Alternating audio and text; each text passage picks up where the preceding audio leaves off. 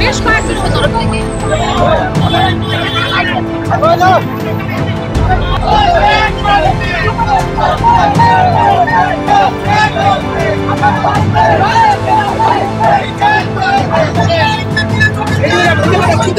আন্দোলন করতে আসছিলাম।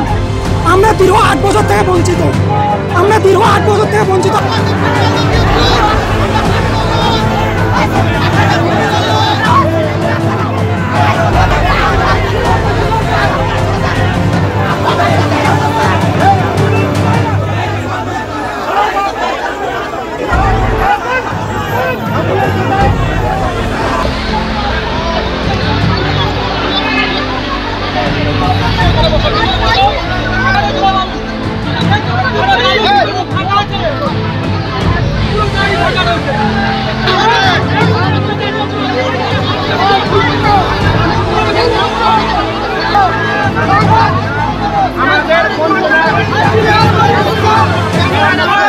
দীর্ঘদিন ধরে আমাদেরকে বঞ্চিত রেখেছে।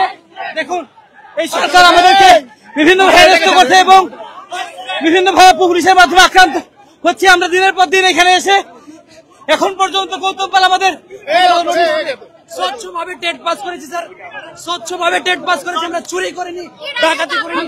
যদি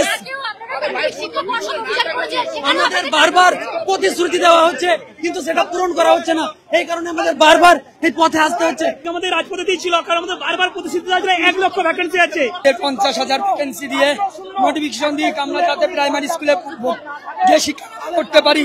আজকে প্রত্যেকটা স্কুল বন্ধ হয়ে যাচ্ছে শিক্ষকের অভাবে। একটা স্কুলে কি করে চলবে? সেই 17 সালে আমরা ফর্ম ফিল আপ করে 22-এ পাস করেছি।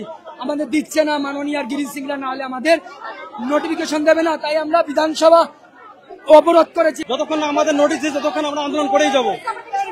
সরিয়ে দিচ্ছে দেখিয়েছে আমাদের ওইদিকে দেখেন আরো আছে, আরো সে গেটের সামনে পড়বে, আমরা আবার আসবো।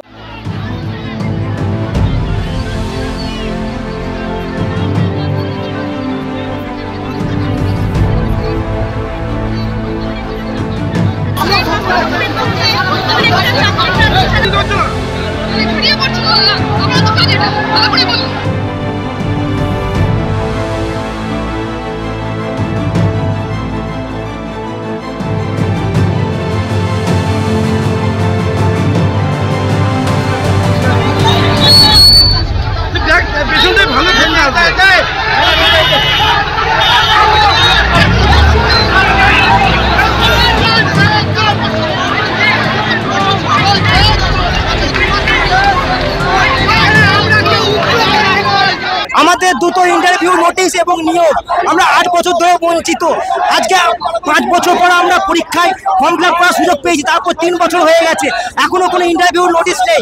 এদিকে রাজ্যেতে প্রতিটা স্কুলে প্রচুর পরিমাণে শূন্যপদ আছে, কিন্তু আমরা সরকারের এই বঞ্চনা মানছি না।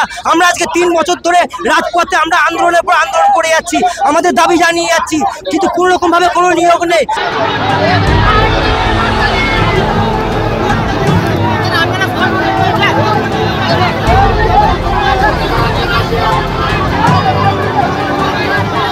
আমরা স্কুলে যেতে চাই, বিদ্রোহী হতে বাধ্য করবেন না।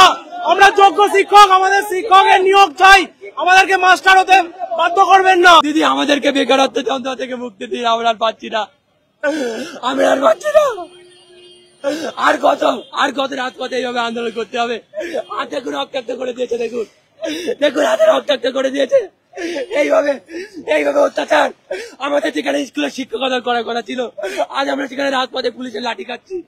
মাননীয় মমতা বন্দ্যোপাধ্যায়, আপনার কাছে করজোড়ে অনুরোধ, অন্তত আমাদের দাবিগুলো শুনুন। ফলো করুন সংবাদ প্রতিদিন ডিজিটাল।